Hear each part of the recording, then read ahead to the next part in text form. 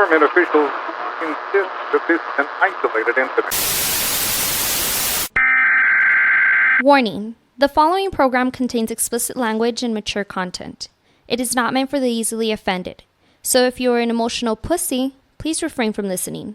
Thank you and enjoy.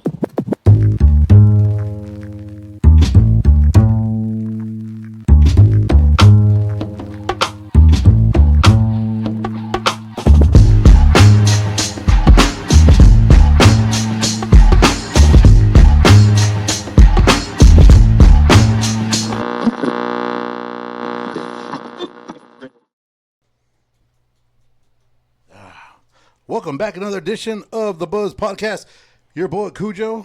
Today we got, as you can see, we got three special guests. Two of them you guys already know. I got my homie Misa next to me, the boy Chewy, the guy's trying to take over, trying to lend a helping hand here on a short staff day. And then the man of the hour, the myth, the legend. He goes by the name of 3 a.m. He's a DJ, local DJ here in El Paso. Also, Krystall Poppins DJ. Man. He's the all-around pimp known from this side of the Mississippi. So I like that. Right off the bat, 3 a.m. Yeah, 3 a.m. is actually also Chewy's papi. Oh. Yeah, I call him He did that. say all-around pimp, you know. Yeah. All around. Say, what can I say? You got to clock somebody Across sometime. the nation, you know? Should we make money, man? You don't know. Yeah, you don't y'all know Y'all about don't even know. Chewy. Yeah. You think of a gordillo swag, you don't even know what happens at night. You heard of like a... Night? Night crawler. Yeah, dude, this getting too Nightcrawler. far, guys. Oh. Keep that to Nightcrawler. yourself. No, that's all good, dog. Hey, our stick boys need some love too, dog. It is what it is, boy. Chewy, the one I'm expecting to come back with like 500, he come back with 8. You did that on your own? all kinds of bands. That's what he gets, you know. That's his target. That's his take home. No, you can't say that about your pimp. I'm beat his ass up. That's crazy. Yeah, Yo, put yourself on blast, bitch. Oh shit. Knocking whoa, our fucking Chewy. cameras and Nah, shit. it's crazy. Chewy's already all right, dude. You're sniffing that pillow Yeah. for sure. Dog.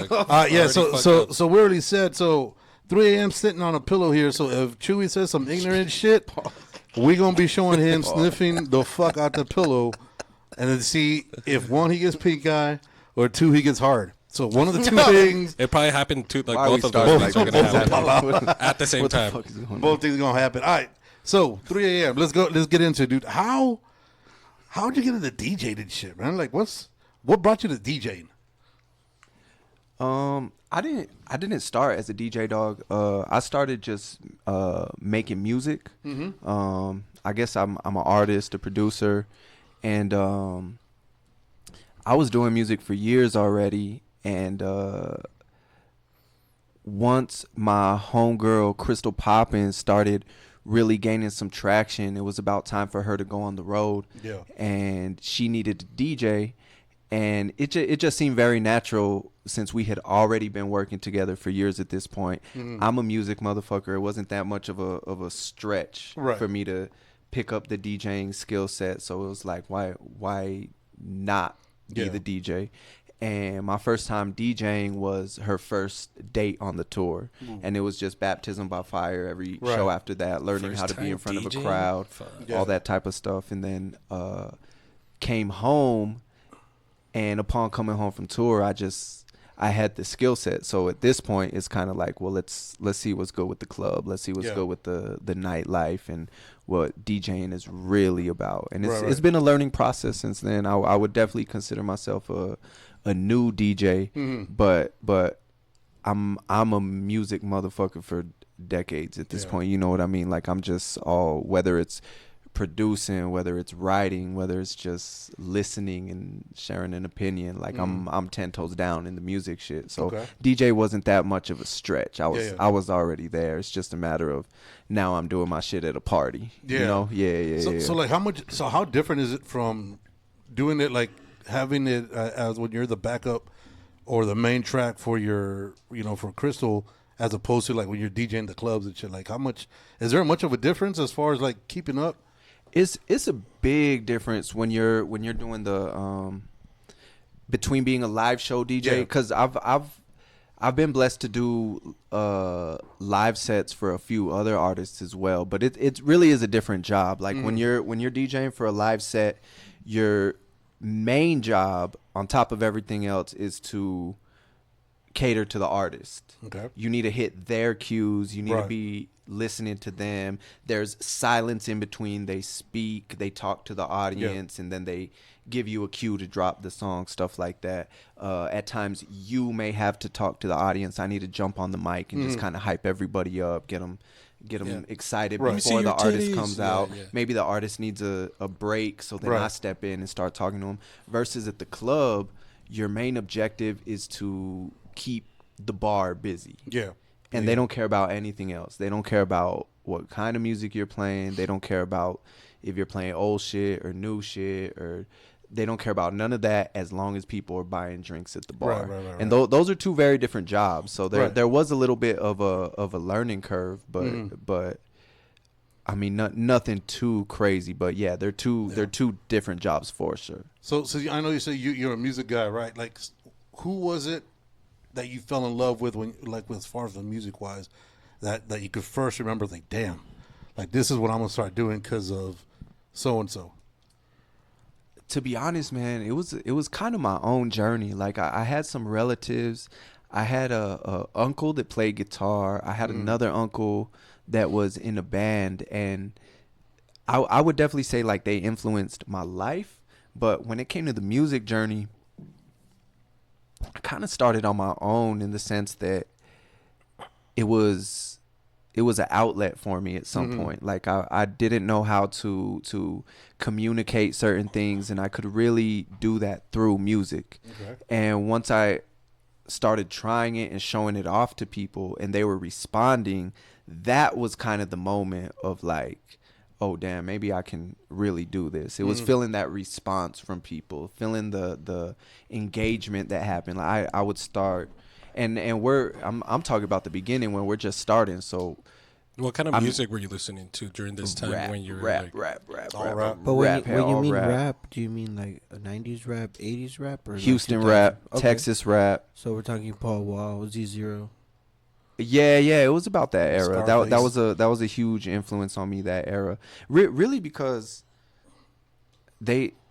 I mean, there might be a bit of there might be like a bit of Texas pride that kind of tied me to that.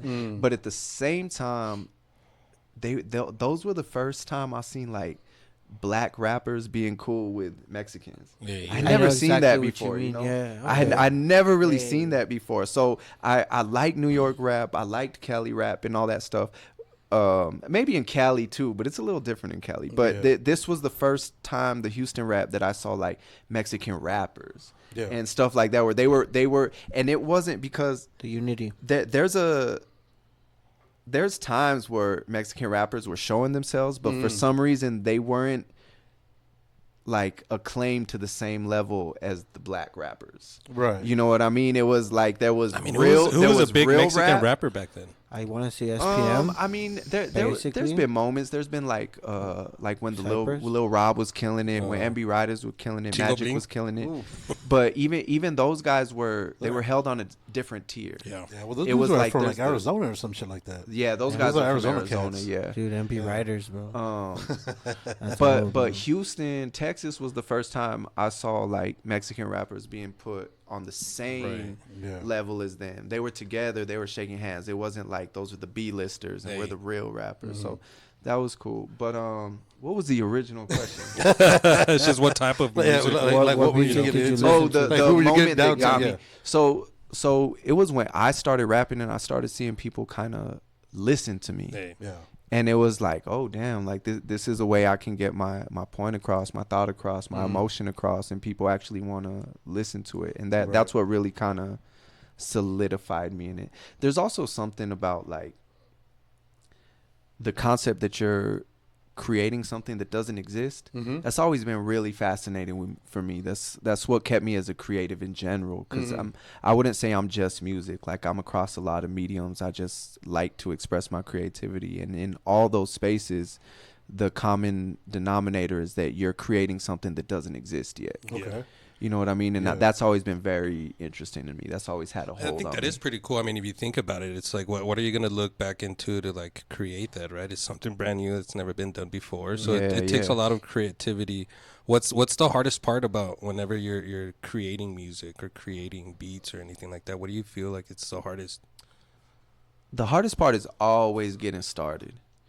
And because I mean, and just like in anything, you driving a car, the engine is working the most when it's starting from zero, getting the tires moving. First gear is the hardest, you know what I mean? Yeah. And just like anything else, but you go through this space of, okay, what the fuck am I making? And that happens every single time, and it's important to talk about that, because a lot of artists, when they feel that, they start feeling like that imposter syndrome, like, oh, since I don't know what I'm doing, maybe I shouldn't be doing this shit. Yeah, maybe I'm yeah. not. Maybe I'm not right for this shit if I don't know Too exactly what I'm uncomfortable, doing. right? Yeah. But it's important to mention that in the creative process, you always experience that moment where you get in front of you're the chef, and you get in front of the stove, and it's like, all right, what am I making? Yeah. And you got to figure that out. That's always the hardest part. Let them cook. Gotta cook. It's man. it's You actually gotta also cook. it's just Time one, to like cook. actually taking that first step to actually getting it done. Yeah. Because I mean, when we spoke to you had said a lot of the times people tend to hold back on releasing stuff or even creating something. Either it's overthinking or being too picky on it. Or they do it right and they have it ready, but then they hold off and they leave it in the vault. Yeah. And you said that. That happens a lot. And you said that, and I'll never forget that the right moment was, oh wait, it was right there. It already passed, man. Yeah. Yeah, I'll It's never never a forget that right one. moment. And a lot of times that has to do with like confidence in your creation, in your art. Like a lot of people don't want to put it out because they're thinking like, damn, like what are people gonna say? Or this isn't the level that I originally envisioned it. Yeah. So I don't want to put it out yet, or it's not finished. And really, it's way more important to just say fuck it. I'm okay. I'm gonna do it like this. I'm gonna do it like this, and put it out. Yeah. And it's gonna do, your art's gonna live way more than if you just hold on to it. Yeah, because I mean, if you look at it with the intention of perfecting it, that's never going to happen. 'Cause no matter what's going on Yeah. during that moment, something else is going to be like, oh, this isn't relevant anymore, or this isn't what Exactly. I'm into, or this isn't what it's meant to be. And if you push that back, you're never going to get to where you need to be. It's You true, know what I man. mean? And that affects a lot of artists because Yeah. they be, a lot of times the final product isn't exactly the way you pictured it. Right. And you don't learn that until you've put out dozens and dozens and dozens and dozens of products that you can stand back and kind of be like, oh, that didn't come out exactly how I wanted, but it still had a life. Yeah. Yeah. And when you're in the beginning stages, when you're there was times where I'm telling people like, yeah, I'm an artist, but I'm only putting out 2 songs a year. Yeah. Right. And then those 2 songs didn't come out exactly how I imagined. And so I'm not even pushing them the way I should be pushing them. Yeah. And it's a huge lesson to learn that, like, nah, motherfucker, like, nothing's gonna come out exactly the way you planned it. Even for the big dogs, even for the Drakes and the pop stars, the Weekends and the Arianas, like, what comes out isn't always exactly what they intended. You know what I mean? The point is that it's out. Yeah. Right. And that took me a long time to learn that, because it also goes to with like the choices you're making. Because you're setting off to perfect something. Now you're in the studio thinking about like, oh, should I do it like this? Should I do it like that? And that might stunt you for hours, days, weeks, where you're just like, I can't move forward because I don't know if I'm gonna do it like this or I'm gonna do it like that.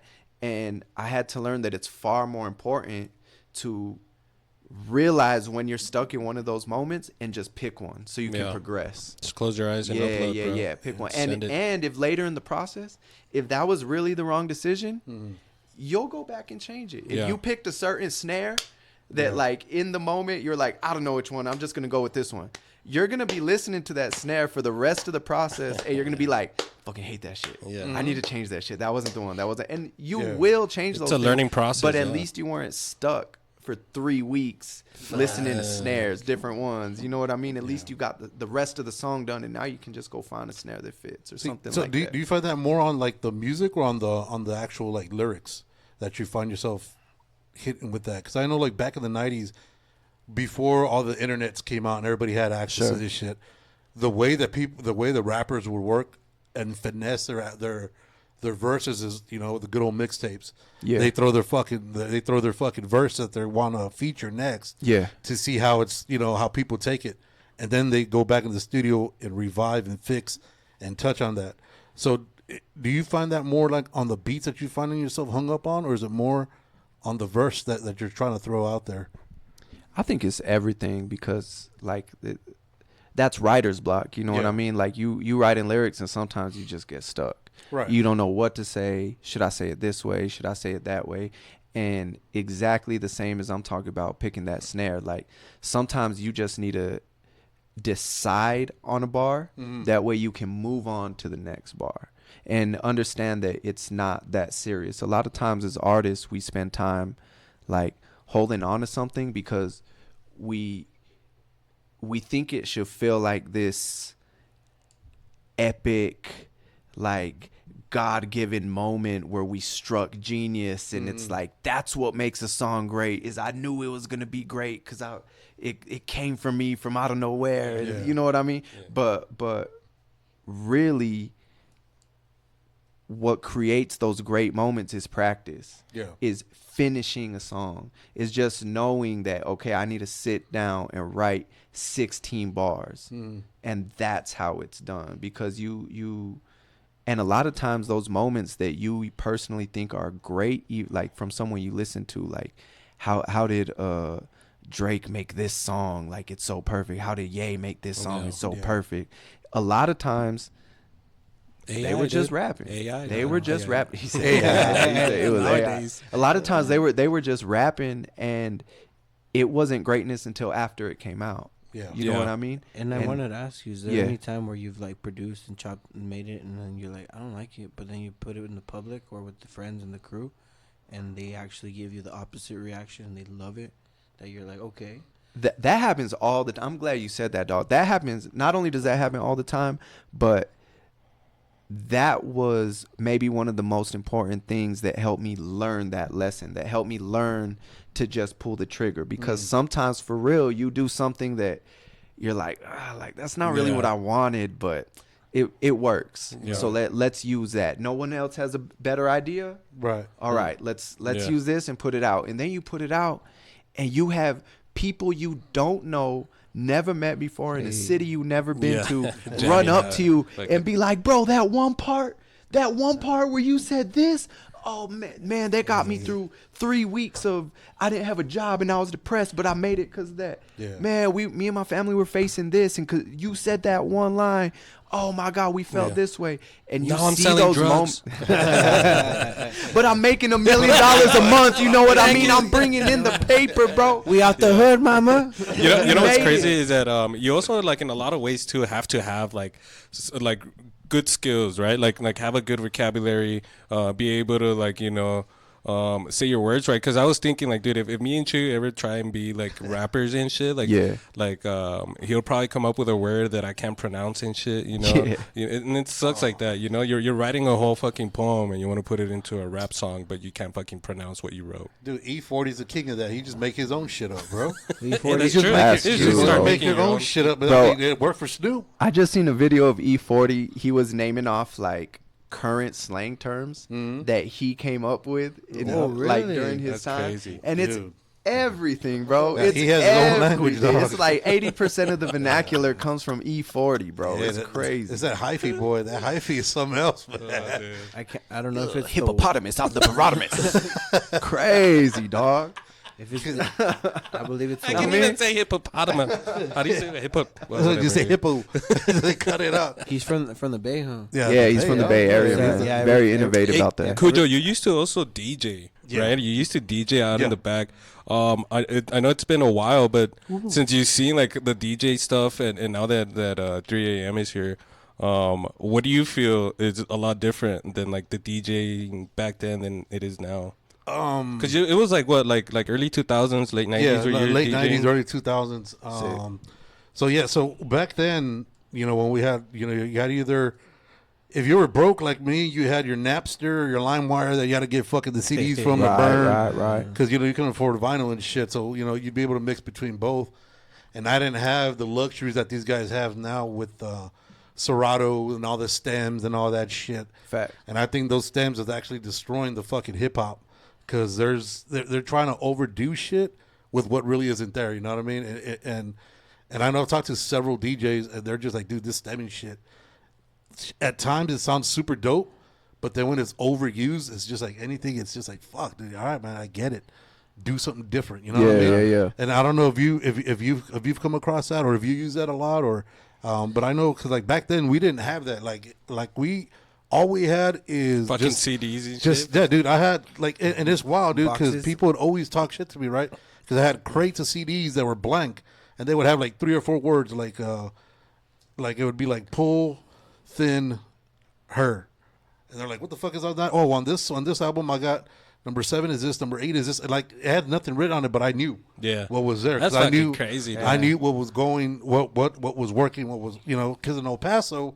The thing that sucks about El Paso back then is that I played some brand new shit that would just come out, like hot shit that would come out, and El Paso wouldn't have heard about it till 3 months later. Because it was so old. Like, Yeah. it was already popping. Yeah, but yeah. by the time it hit, Yeah, because here, like I would hear shit from, like I would get all the fucking no internet status. yeah, I would get all the Well, shit, yeah, all the dude, mixtapes from You're getting the new shit through the from mail. New York, from the Buy Boogie it. Down Bronx, and it was like, dude, this shit is fucking fire. You put it, nothing. Like biggest thing, Outkast. When Outkast, Rosa Parks came out, threw it on, nobody. I cleared the dance floor.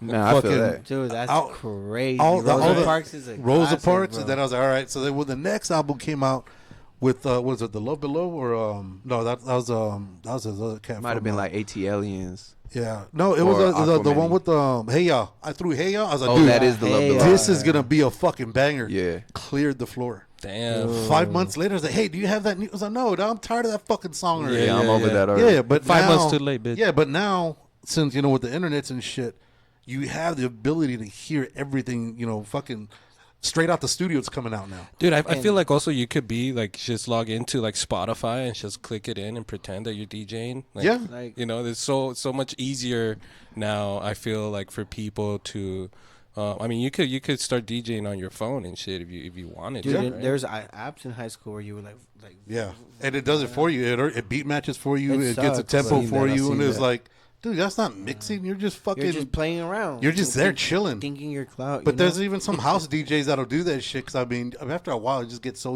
it's so repetitive. It's the same This shit's fucking. not even connected. It's the same progression, and they're just doing knob changing, and it's like, dude, you're not DJing. And I wanted to ask, like, It's a stove, dog. you brought it up.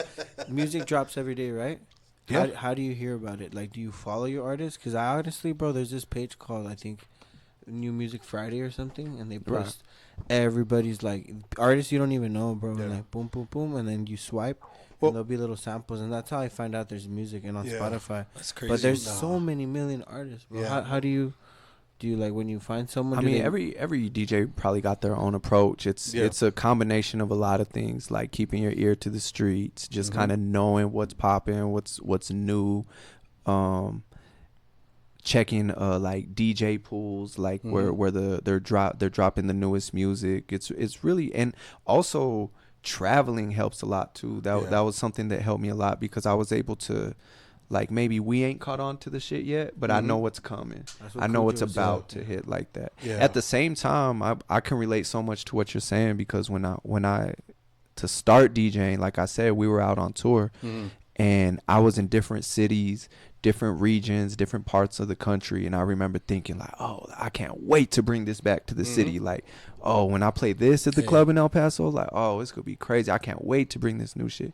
And that's why I talk about earlier about your job is to fill the bar because I had to quickly learn that people don't really go to the club to discover new music. Yeah. You don't go to the club thinking like, oh, I can't wait to hear that new shit I never heard Yeah, that's before. true. Oh, I hope the DJ put me on today. Yeah, I wanna you go go to- to the club to get drunk and sing that song that you know by Suavemente, heart. Yeah, you holding on to your bésame. homies and you screaming those Yeah, words you know yeah. from the heart. They're not even looking for nothing new. Yeah. And that's what gets the business going. That's what keeps the bar busy and stuff like that. They're not looking for new input. So I would come back and I would be like, oh, let me drop this new shit. They've been playing it. They played it in LA. They played it in Dallas. And then I come home and I would play, and like you said, clear the dance floor. People just walk off. I'd be playing on Cincy and they would just leave the club. All the bartenders are looking at you like, what the fuck was that? You're like, what you? That's that new shit. My bad. No, but that's the thing that's crazy, man. Because like you said, like sometimes when you hear a banger, you know it's a fucking banger. Like you just feel it as a dude. And then like you get so fucking like amped about it, you're like, fuck it, I'm gonna throw it down.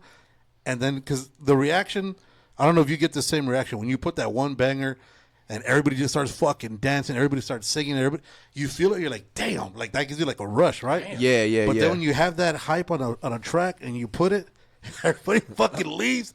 Oh, that's the worst, dude. It feels personal. Dude, that's like getting kicked in the balls. Yeah.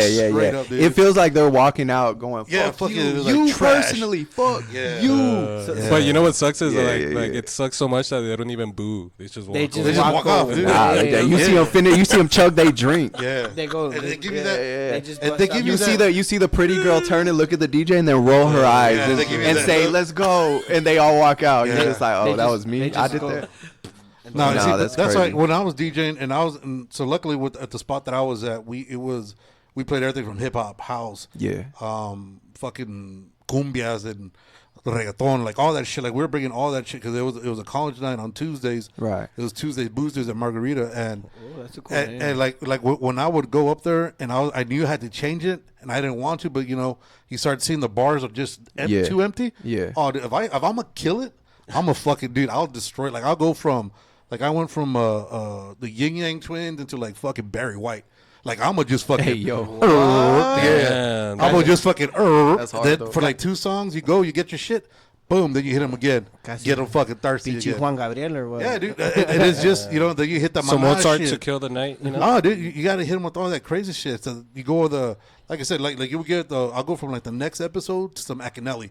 And everybody's like, yo. That's crazy. And it's like, yo. So what people were thinking is like, I mean, they're bobbing, but they're not dancing, but they're buying. Yeah. And they're like, do I do it? Do I don't? And that's the fun part of the DJ shit. Yeah. But, I mean, it's a lot different. But, going back to with the stems, what's your take on them? Are you a fan? It's interesting, man. It's a catch-22. tool. It's a tool. Yeah. For sure. Because you always need instrumentals. You always need acapellas. Mm-hmm. You had them anyway, whether stems is a thing or not. Right. You had those instrumentals, you had those acapellas. Now you have it in one file. Mm-hmm. But there were back in the day, man, there was a certain magic to finding those moments. The fact that you dug through hundreds and hundreds of records to find this piece of music that worked. Yeah. There was a certain part of magic there, and that's what disappears with stems, because you can pull that out of anything. You can just mute the vocal, you can just mute the thing. But to everyone who didn't experience that, the youngins, the ones who are just coming up, they're getting their hands on these turntables and stuff, and it's just a tool for their use. Right. You know what I mean? So they don't know about the magic that they're missing out. They don't know that it used to be a little different. They don't know that feeling that when you would find a perfect break beat for a remix and you just happened to have the acapella to this song and they got together and it was like this heavenly moment. They don't really know that. So to them, it's just a new tool that they can use to their imaginations. And you know what I mean? Yeah. So I don't want to call it a gift or a curse, but it's definitely a tool, and it's not a tool that I see going away anytime soon. No. I definitely don't see no rollback on, especially like stems. Maybe some of the like AI for music and stuff is getting, or where it's just an automatic mix like you were talking about.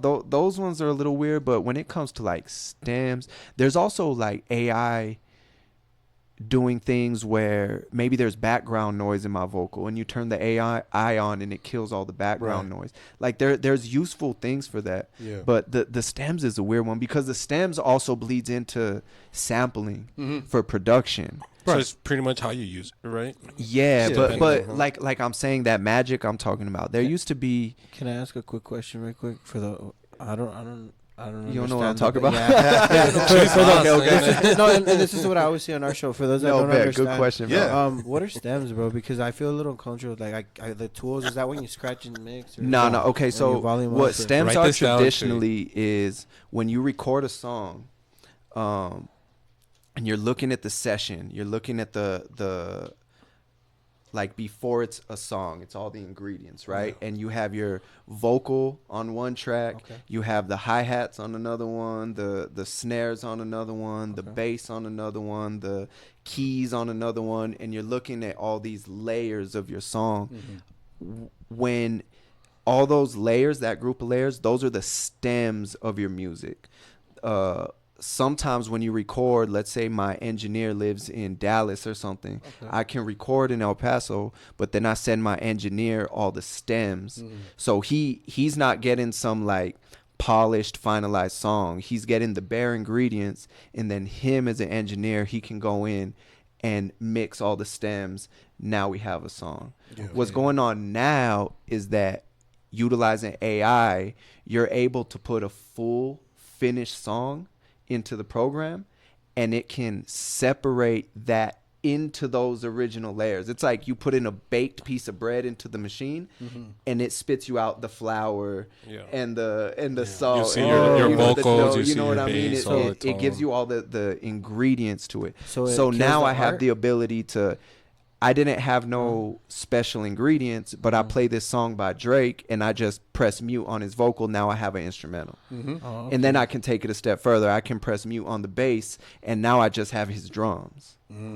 Or take all the music out. Now I just have his acapella voice. So we're getting to use ingredients of the songs that have never been obtainable before. And so as cool as that sounds, you get to see what a lot of these things are made out of. What we're saying is that you lose a lot of the magic, because a lot of times you had to really spend time to go find those ingredients. Sometimes you would have a specific kick that was in Chewy's song. He used this kick, and I don't know where he got it. And then all of a sudden, I would hear a song from the 80s, and there would be a single moment where there was no other music going, and you hear a kick, and you're like, oh my God, that's it.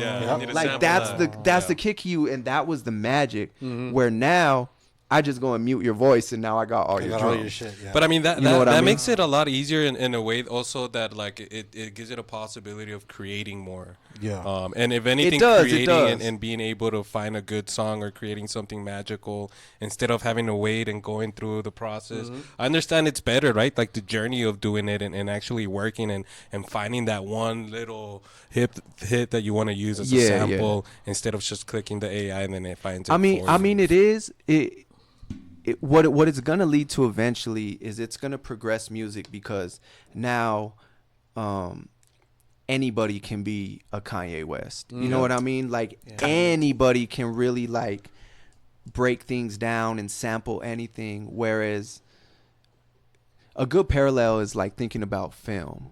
Like, let's say we're shooting a scene. It takes a lot of effort to find a perfect location for this scene to work amazingly.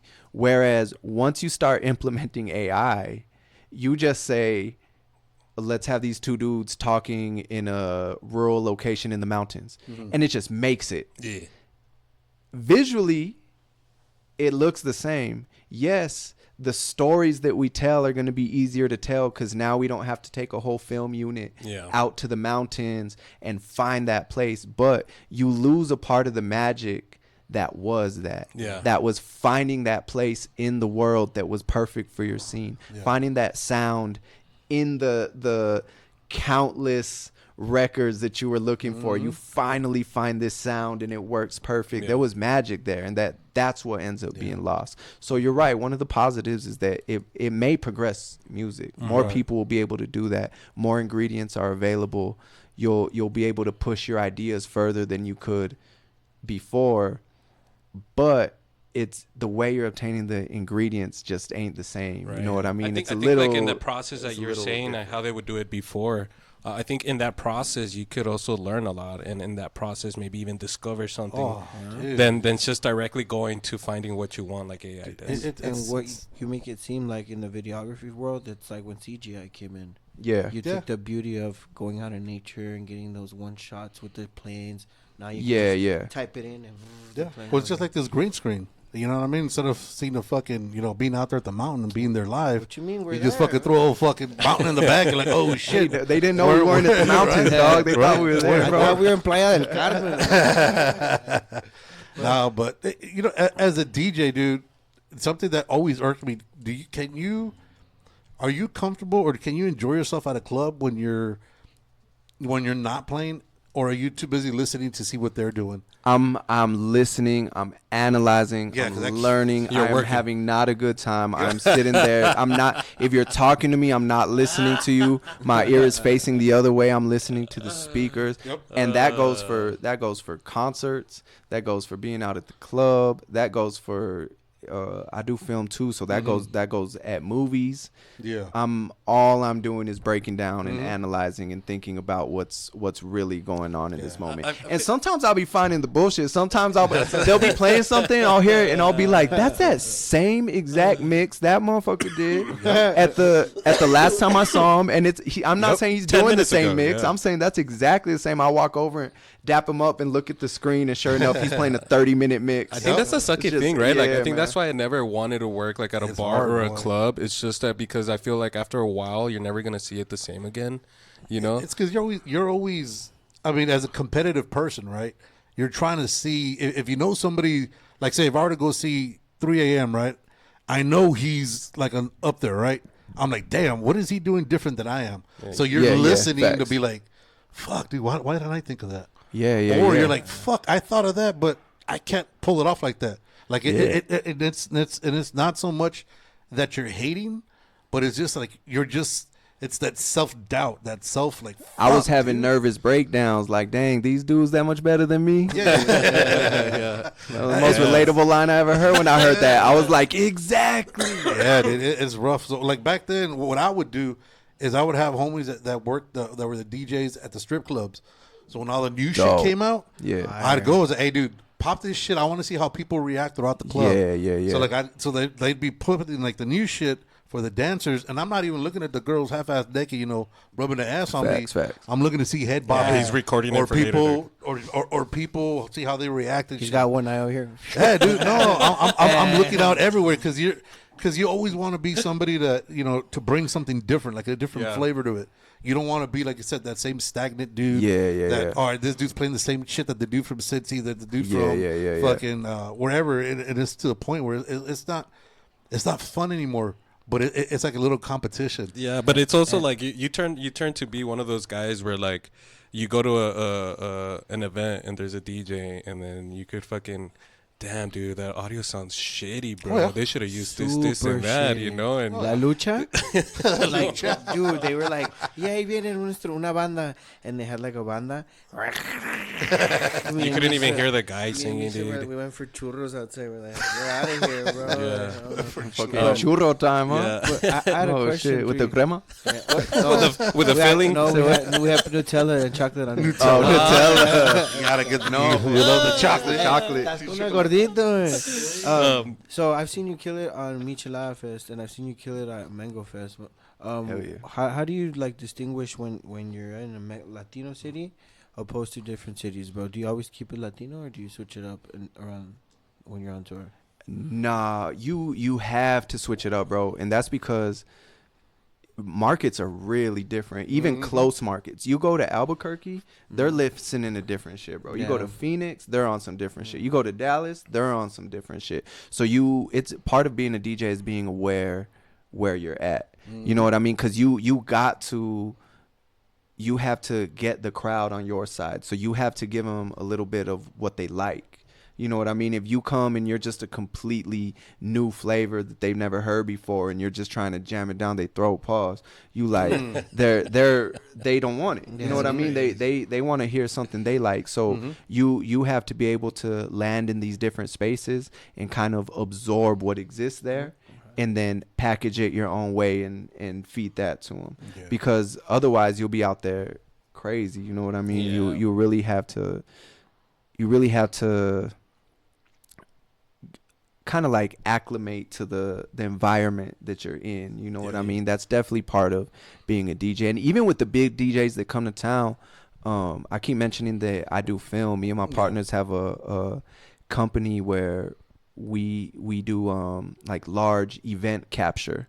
So concerts, festivals, stuff like that. We film those, and a lot of those times we're in close proximity with the DJs, the major DJs. And even those dudes, they land and they start asking, like, so what are people listening to here? What kind of they'll ask, like, what's the breakdown of ethnicities here? Like, what culture kind of around here? Yeah, exactly. And that, because even they want to know that stuff. You know what I mean? They're not sure. Sometimes they're coming from other countries, and they're just like, so what's going on right here? And then you tell them, they're like, okay, and you'll see they'll go to their set and they'll lean a little bit more this way. They'll add a little bit of over this here and lying that. to them, dude. No, Puro country, That's bro. funny, dog. But it's because it's just like here in El Paso. Like what works at Fort Bliss ain't gonna work here on the east side. Facts. So you got to know what you're playing. You know what I mean? You got to know your crowd. Got to know your And region. it's just you got to throw something that's like, well, maybe this works with this demographic because it'll be a banger, but it's like a 50% hitter. So you kind of throw something that's like, all right, they jab to that, they'll like this shit. Yeah. So and it's like you said, it's hit and miss. You gotta know your It music really too, is, bro. man. Yeah, I've been in rap shows where the local DJ drops like Sweet Caroline, Yeah. and everybody, and you're just like what the fuck? Why? Like, that's crazy. But the crowd is in, and then you go to another show 100 miles away, and that DJ drops Summer Nights by Lil Rob, and again the crowd, oh man, you're like, I wouldn't have. Like, Yeah, you would have thought of it. yeah, like it's I would have never it makes played no that sense. either. I'm in Kansas. You know what I mean? Like how did they know? And Kansas is crazy. Yeah, that's crazy. You do. I mean, obviously you do your DJing. You do your video stuff. You're a rapper. You do. You're also a producer. You help artists with producing their music. What do you feel is the hardest thing from all that you do? That you feel like you might need more attention to, or it's a little bit more difficult? I would say the hardest one out of those is DJing. Really? Because DJing is the one where you're performing for the people, not for yourself. And when you're in the studio, you're making what you want to make. You have a flavor, and you're adding that into the pot and mixing it up. Dude. You Like know what I mean? You hate Bad Bunny, but you have to play it at a fucking When club you're 'cause DJing, you know that bro, shit you have to fucking give plays. them what they need. You're You know what I handcuffed. mean? You're not playing for yourself. A bad DJ plays for himself. Yep. You know what I mean? So you have to go out there and feel what the people are giving you, feel the energy, and you have to work in that. And if you're not educated or cultured in certain parts of music, that can get real tough. You get in front of a Latin crowd and you don't know Latin music. That's bad news. You know what I mean? I've been to weddings like that, bro. Yeah. It's not fun. You see, but bro. you can't do that because at the end of the day, you want people to have you back. Yeah. So you're handcuffed to a certain point. You know what I mean? Like there's a lot of Facts. shit. There's a lot of shit. I had to learn country. I've never listened to a country song in my life. I had to learn how to play it if I wanted to be there. That's crazy. When was the like- last time you DJ'd? When was the last time you dude, fucking touched the but turning table? 17 dog? years, dude. 17 years, bro. Damn, Chewy It's was been even that born. long? Yeah. 17 man. years? Yeah. What equipment were you using when you were DJing? I was using some Newmarks, some Pioneers, depending where I'd go. I had of course, the 1200s, the techniques. But I mean, it was usually the Newmarks, and it was a mix. I would jump between that from the CDs to the turntables, depending what I had and what I didn't have. Yeah. Because I mean, there's certain albums that you just can't find on the internet. And Yeah, you can yeah. only find them true. digging through the crates, like certain mix albums, and they have the weirdest fucking names. And you're like, what the fuck? Yeah, but yeah, yeah. you'll buy a whole double-sided album just for one fucking track. And it's like, dude, That this shit is sucks. fucking Is that why you would use like the LimeWire? You would just burn Yes. your own CDs and shit. Yes, but then and that kept it's fucking up on my computer. I wanted to ask, how many computers did you burn? Dude, I my did mom- not have sex with that woman. My mom hated You never that downloaded shit. that song? Yeah, dude, my mom hated hated that shit, dog. You'd be downloading like Nelly, they'd say Nelly shaking that ass. I was like, nah, I'm fucked. I'm fucked. Dog, the craziest one for me. It's like downloading Timo songs. No way, mine was Chicken Little way, and it was fucking clap. It was cheeks just clapping at that. Way on that fucking iPod where like no mom. It actually said Little Chicken. Little chicks. He was like, give me that little chicken. Giddy. So within the video, That's dude. fucking hilarious, dude. Like, how did you get Chicken into the Little. video shit? The video for me was actually a byproduct of music. It was when I started being an artist and moving around here in the city. There was, and I kid you not, 0 people did music videos. It didn't exist. There was not a single person, company, anything in this city, in El Paso, that made music videos. And shit, when I started making music, I wanted to do it for real. Yeah. I wasn't trying to just be local. I wasn't trying to do it any lesser than anyone else. So I'm like, if the big dogs are doing music videos, I need to do music videos. So that led me to let me learn how to do video. And I went to film school at NMSU, and I kind of just figured that shit out. And You produced a music video for one of your songs, right? Or was it for that music video? Fuck, what was that song? No. Well, you also helped direct I've done the a bunch of CNT, music right? videos at this point. I've done a whole bunch of them at this point. In case y'all want to check them out, I have a song called "Don't Play." That's a dope music video. I have another song called "I Know." That's a dope music video. Bro, and his voice doesn't even sound like him, dude. you keep saying that. I need to hear it. Dude. I need to hear it. I directed a music video for Krystall Poppins this year called Scene Thee. Another one that I did for her recently called Baby Blue. That's a super sick video.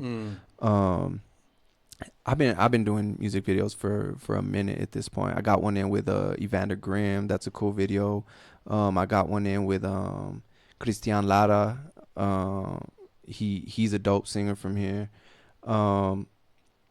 But yeah, that's how the music videos came about. Was nobody could make a video for me, so I learned how to do it, and I put my first music video out. And man, I remember I put my first video out, and it got 1,000 views in a day. And I thought I made it, bro. I thought I made it, bro. 1,000 views in a day. It was crazy, from El Paso. Right. Yeah. And then after that, I had another music video where I was performing. It just looks like desert landscape, but I was performing to a drone. And then after I finished my verse, the drone starts flying out, and it exposed the star. The whole time I was standing in the middle of the star. And that ended up going viral, like, locally, and that shit got like 100,000 views over a weekend. Is that shit legal, dude? At the time, sure it was. And Everything's legal to us now. hell yeah. It's still legal. Are you kidding me? I'm gonna go right now. But legal if you get caught. that's where the video component came from. And then, to be honest, that kind of just got some legs of its own, because once the video started coming out, then people started approaching me in a different capacity. Like, it wasn't, hey, you're an artist, music, blah, blah. It was like, you did this video, I need a commercial. Right. And it lent to that. Yeah. Oh, you guys do cameras? I need this. And now that, like I said, is turned into a company that me and my partners have done, and it's LFDC Studios. And we do large event capture. That's what we specialize in, and creative direction, stuff like that. We're a full-fledged production house, and that it just came from trying to make music videos. You know what I mean? Yeah, he was all like, "Look, man, nobody's doing it. Hold my drink, dog. I'm Might as Hold well. my Hennessy. Fuck yeah, might as well. Hold this shit. Hold I'll be this right dick. I back. got this. Hold his dick. Hold this shit. Have you ever thought of doing like small films? Maybe like I've thought small of stories and stuff. Yeah, like that. I got a couple scripts, a couple Porn? screenplays, Casting stuff couch. like that. Nah, I haven't I haven't done porn. I found come the on, dude. OnlyFans. You lying? I had a homie who was, because like I'm saying, we're all doing cameras and stuff. I had a homie that shot like some porn stuff in Cali, and I was so excited to be like, oh, how was it, dog? Yeah. It was weird, dog. I remember talking to him, and he's like, "I'm not dude. I mean, going the back over angles, there." dude. He's like, it wasn't even that. underneath the He guy's said balls. he said the vibes were weird, like the energy was weird. Like it don't feel good being in there. It don't feel. It's I not probably like. don't smell good either, dude. I get that. He was expecting Sack and Mary or what? I don't know, man. But I mean, me too, because I was the one like, oh, I'm gonna call you as soon as it's done. That's crazy. That's crazy. He was his spirit was all low. He was all. He's just like, it was I big don't back really wanna- weekends, man. Yeah. It was big back It was weekends. broke back weekend. Yeah, I can only imagine what really Brokeback goes on in weekend, this. Bro, they shot Hella on porn camera. stars be fucking offing themselves. Dog. yeah, That's crazy. dude, That's like yeah. a testament to what got to be going down over there, mean, man. That's crazy. Well, I mean, I think ain't about it. hating Dog. it, but- You get railed by like 5 different black dudes in one hit. You're done, bro. Like you're not good. That's to an anybody experience, no more, huh? man. Yeah, man. They but going it's- through it. I mean, it's because You they have go to there. pretend you don't know that girl when she dies and shit. I mean, My it's wife kinda was like, crazy. "Do you know this girl that she died? She's going viral." And I'm like, "Who the fuck is that?" You know. And then I go to the restroom and I start crying. You know, like whack one out for the last time. You know, Rub like, one out for the homie. Rub one out for the homie. Yo, that's so sick. That one time R.I.P. girl. Yeah. That one time at the plaza. I was like, I just saw her this morning. Yeah. You said her name what? Riley what? Nah, I don't know. Mia, what? Mia what? Lana Rose. The rapper? Wiz Khalifa? No, what? That's her cousin. Little Miss That's so funny, dog. Not Lana Rose. That's so funny. So like when you're gonna do somebody's video, right? Like somebody like say Chewy's got a song coming out. He's like, hey, dude, Yeah. I want you to do a video for me. Like what do you need from them so that way you could get kind of like put your Fucking thing money, on dude. it. Besides the money, as far as for like the artistic side of it. It depends, and this kind of goes back to what I was talking about with the songs about like just pulling the trigger. Like once you've done it enough times, Yeah. you can just make it happen. So it gets to a point. It's like, okay, do I want to give? And unfortunately, like you said, it's kind of the payment. Like, is Chewy paying me enough to give him all the sauce, Right. or is he giving me this bread where I just need to make a video happen? Yeah. And in that case, I can make a video happen anywhere. Right. You know what I mean? You didn't make it enough. Yeah, there's certain principles that apply where I can use these angles to make it happen. I can use this technique to make it happen. It doesn't have to be super planned out, super crazy. It's just a matter of knowing what looks good on camera and what's going to work in post production and In a stuff way, like there's that. budgets. There's always budgets. I mean, homie. budgets is everything, Always, man. you It's know what I mean? it's kind of sad. Yeah, Budgets bro. is everything. I saw a post on TikTok the other day talking about it has some like real, like rudimentary drawings from Tyler the Creator, and then it was side by side with like photos from the Grammys where he actually like did this performance that he was making these little stick figure drawings of, and the comment was like, you don't have to have the full vision to make it happen, you just need an idea or something like that. And I was looking at it and I'm like, the real answer is budget. Yeah. That's what it takes. It don't mean the little kernel of idea can turn it. It's like you just need budget to make this turn into that. Yeah. You know what I mean? Yeah. And that's really what it is. I learned that when we started working with commercial clients, because commercial clients with artists, they have grand ideas, but a lot of times they're grand and artistic. For example, like Chewy says, I want the camera to zoom in through my eyeball, and then it opens up into a arena where there's 1,000 people in the crowd, and I'm on stage performing. Like, yeah, that's going to be expensive, but also that's very creative. Right. Once you start working with commercial people, like brands and companies, they come up with ideas where like, okay, we want my product that's in a can to fall from the sky and land on the table and it's on fire. And then you really get to, that's when I really started learning like it's black and white. Like, okay, that's cool, we can do it. It cost $6,000. Do you want to do that? Right. Or we can just slide a can in and that, you know what I mean? So like, what do you really want to do? And that's when you start realizing the kind of glass ceilings that you have as a creative. So it's not telling Chewie like, man, I can't do that effect. I can't zoom in through your eyeball and it turns into this and that and the third. It's really like, I mean, we can do it. And you got money like Pepsi does? Right. But I mean, also like you get to a point too where like, let's say a client comes and they're like, hey, we want it like this, like that. And then you being, somebody creative, you're like, well, dude, this shit could work better if you do it like this instead. But then you get those people like, no, I want it like that. Yeah. You always have to, you always have those clients, right? Yeah, I mean, at the end of the day, that's what's paying. That's what's paying. So you gotta. I mean, there's only so much leeway that you got. Now, there's definitely times where you can suggest like, oh, it might be better if we do it like this, and the client will be like, nah, go fuck yourself. I want it like this, and it's like, all right. Yeah. So damn, that's crazy. I know you were saying earlier, like when you go to a club and you hear the DJ, you're always fucking. Yeah. You're always listening and like fucking judging. Yeah. You said the same thing about the movie, right? Yeah. Or videos. Like, how does that? Explain to me how do you judge that? Like what I'm thinking? Yeah.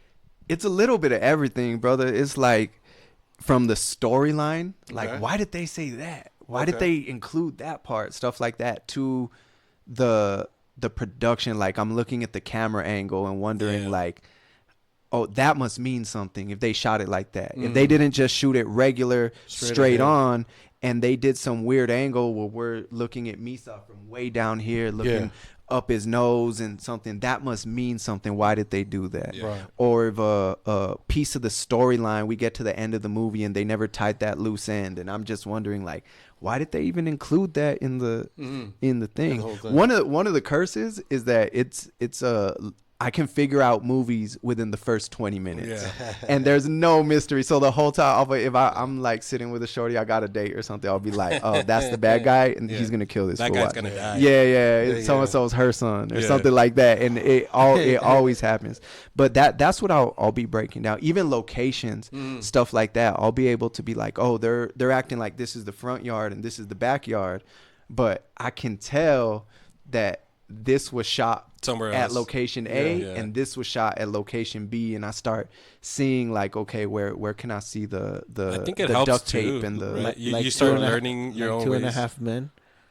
Oh, shit. Have you seen the show 2.5 Men? That's your favorite. That's your favorite point over no, like they're in a Malibu mansion. But then they go into Charlie's room and it's like a fake ass fella. Yeah.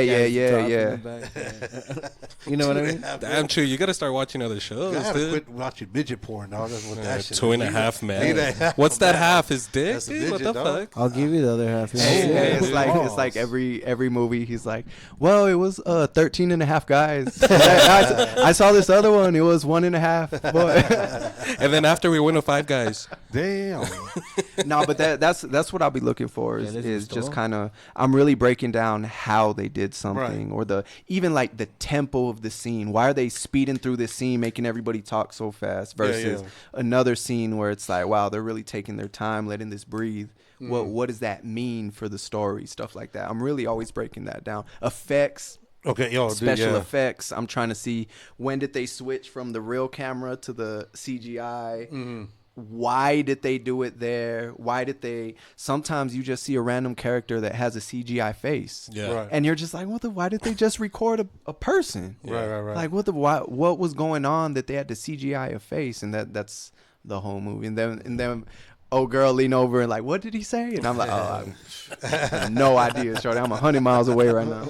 So with all the crazy shit going on right now, like the AI and all that, as a film guy, have you heard of this chick Tilly Norwood? No, I don't believe so. So Tilly Norwood now is an AI actress that they're trying to pump now. Whoa! This has come out in the last few days. Like, like an artist, right? Wasn't what got paid? So she's so it's just AI. It's an AI that's interacting. Twista is like that's interacting with like real actors. Yeah. It's gonna get kind of scary because now with the way the AI is going, you don't know who's real, what's real. It's gonna get scary, man. That was something that happened with the strike that was going on in Hollywood. About using their face and shit, right? That they're licensing your likeness. They're not necessarily licensing you. So technically, they can hire you for this movie, could bring you in, put you in a 3D scanner, take photos of you, for one day, pay you for the one day, say, all right, Misa, go home. And now they have a 3D model of you that they can use as an extra in any movie. They can change your wardrobe. They can change your height. They can change anything you want to do. And they can use that in movies. Now you don't need extras. Yeah. Everyone who makes a living off being an extra, you're gone. You're and that's going to bleed into everything, man. But it's the same like talk artists, we're having about music. Even with actors I know that I'm for a fact, let's see, this is going to be my, people can come back and clock me on this if I'm right or wrong, but I think that both music and movies, that we're going to reach a point very soon where you can log into Netflix and you can tell Netflix, like, I want an action comedy with Charlie Chaplin, Tupac, and Kevin Hart. What? And it'll be able to and it'll make you a completely original movie. Make you me ain't a porno never with seen. these guys. Same. You'll be able to. In music, I think you're going to be able to go to Spotify and say, let me hear Taylor Swift sing the White Album by the Beatles. Well, I mean, that shit's already out there. They're doing Many Men in like a 50s. Like in the 50s soul. Yeah. I mean, that shit's already out there, so it's a matter of time. And that's crazy you said that, because what's it called? Spotify just kicked out like a bunch of, I saw a post like 1.2 billion AI songs. Like they just deleted them because they want to give the platform for people. It's going to be an interesting time, man, seeing how they figure out how to kind of reel all this in, or just figure out what's good and what isn't good, or what we should be allowed to stream and what we shouldn't be allowed to stream. Because I'm even seeing it now, like I've yet to professionally use AI in my music. Like I've yet to like turn something in that's AI, but I'm looking at what's available in the products and experimenting like with stems and stuff like that and how it fits into the workflow. But with that comes research, and I'm finding people online on YouTube, producers that are posting their workflow, and they're typing AI, make me a song that sounds like this, and AI spits it out, and they're like, and then you get the file and you go over here and you upload it, and I'm like, this dude didn't change nothing. He didn't edit nothing. He just took, and now it's on a streaming platform. Even if he makes a few cents only, he still made money off of something that the AI made. And distinguishing where those lines are going to be, and those restrictions and what's allowed, what's not allowed, sampling, the voices. It's everything, dog. Because now think about it at this point. Sampling used to be a problem because Joe got a song, a old school banger, and I love this piece of it, so I put it in my song. But now it turns into, okay, this song's making money, I got to give some to him. Plus his song had a couple writers, it got to be broken up between them. All this stuff, it's complex. Sometimes he don't fuck with me, he don't want me to use his song. He don't want his music to be sampled. Now you can go to AI and say, yo, make me an old school 50s sounding, similar, you know what I mean? Some real old funk, something, some Motown, and it'll make it for you. Now you can sample that. Nobody owns it. Nobody has a license to it. It's all original, but it sounds like a sample. Is that okay? Free. Is that not okay? You know what I mean? And we're getting into a real weird space with AI. This is what I was thinking. It was actually, what's his name? Grammy Award winner Timberland has launched an AI entertainment company.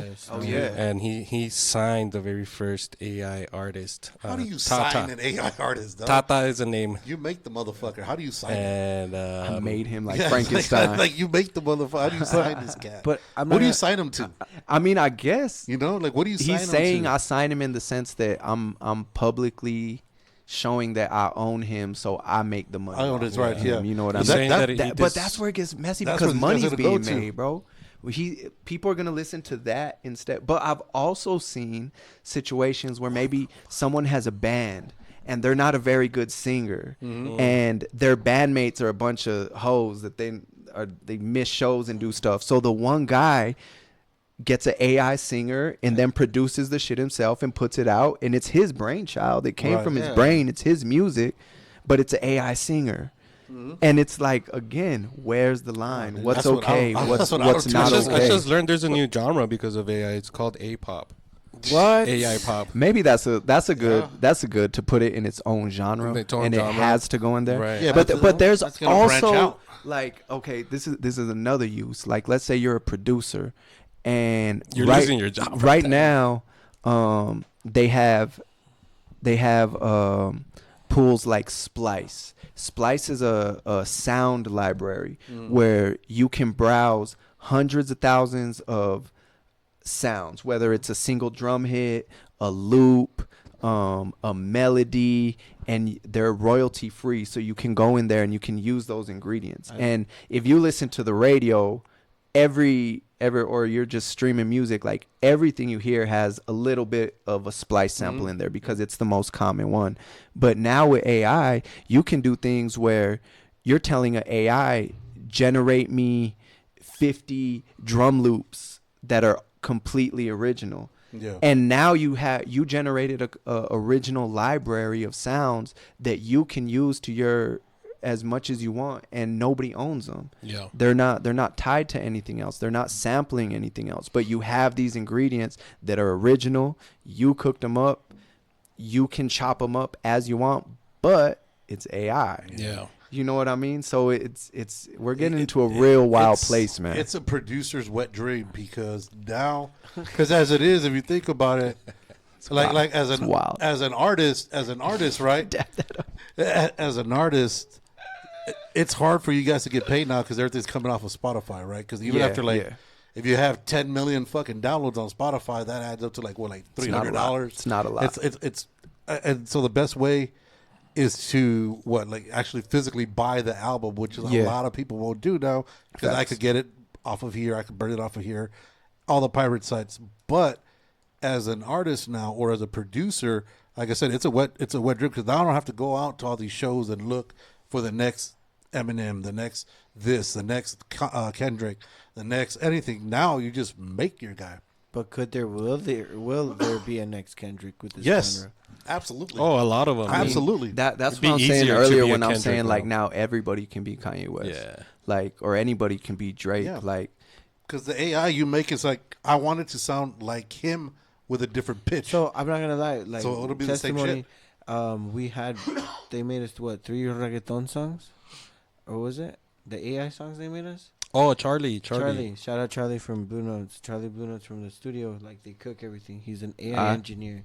And that's what he dedicates himself to. So he made us. Yeah, he made a reggaeton song about Chuy loving tortas and shit in like 30 seconds. That's sick. And it was pretty good, bro. And then he made another one of me and Misa, the Takeover show. It was called It's a 915 thing. Yeah. And literally, bro, it was like Latino based. Like, it was pretty cool. And he's like, you don't like this one? Okay, watch. Let me type in this. Let me change this and then it was a different beat with like same version, but so different. And we're like, what? And we're all jamming out. And then we're like, I mean, that's kind of what I mean, bro. Is like when I say anyone can be Kanye West, I don't mean anyone can sound like him. What I mean is when Kanye sits down and produces, at this point, he's not hitting buttons anymore. This dude says, I need some sick drums. And he reaches out to probably the top 10 drum makers in the world. And they all send him 50 loops that they got. And he can listen to them and pick out the best ones. And that's what ends up being his drums. Then he does the same thing with strings. Let me call in the top string players in the world and see what they play me and see what they play me. Now with AI, I can do that shit in my room. Yep. I can tell the AI, make 50 drum loops and I'll pick the best one. I could tell the AI, give me a 30-minute string cover in this key at this tempo, and now I got 30 minutes of strings to just pull my favorite parts of. And that's something that I'd never be able to do. I remember back in the day I had a song that had a piano player and a guitar player on it. And it took me like 3 months to put that bitch together just because I had to hire a piano player, I had to hire a guitar, I had to book a studio, I had to do all this stuff. Now it's a click of a button. Yeah. What does that mean? Is it better? Or is it's kind of like art, cheap? right? You know like, what I mean? You could fucking go and buy a piece of art and print it out for cheap, right? But it's the exact picture that some famous artist did. But the difference is like there's an original. There's gonna be that one person that still draws and still paints. Or you got the and team. you're gonna get it. Yeah. Hell yeah. But that You know? it's the same thing that happened when people started sampling. Like there was people popping up saying like, you're not even playing that music. Yep. You're just playing an old sample and saying it's your song. And to them, that was cheap and a shortcut and a something. But you're gonna tell me Through the Wire isn't a motherfucking banger? You know what I mean? You're gonna say all these songs with samples just aren't bangers because they got samples. Right. That's how the kids are gonna be looking at us. But the difference is like I've seen there's this page that I follow. I forgot what it's called. But it shows you. It shows you the samples of like famous songs that the artist did and where they got it from. Oh yeah. And some of these, like there's one by Daft Punk. And I forgot, it was like a song from the 50s or 60s, bro. And they got like a little thing and then they put it like in reverse.